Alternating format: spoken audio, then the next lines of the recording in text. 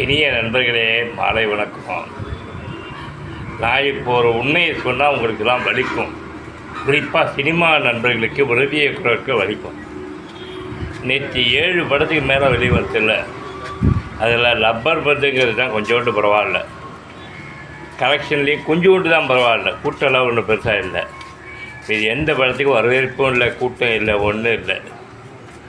ஆக சின்ன படங்களை பார்க்கறதுக்கு மக்கள் ஆர்வமாக இருக்கிறதே இல்லைங்கிறது நிரூபிக்கப்படுது. அதிகபட்சம் ஓகேங்கிறான் ரப்பர் பந்த பப்ளிக். ஆனால் சினிமாக்காரன் சூப்பராக ஆகுன்றான். சினிமாக்காரனுக்கும் மக்களுக்கும் எவ்வளோ வித்தியாசம் இருக்குங்கிறதுக்கு இதெல்லாம் ஒரு உதாரணம்.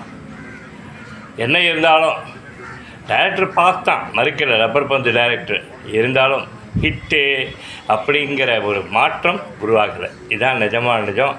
சொன்னால் வலிக்கும். நான் சொன்னால் உனக்கு எதுக்கு இந்த வேலை பார்க்க.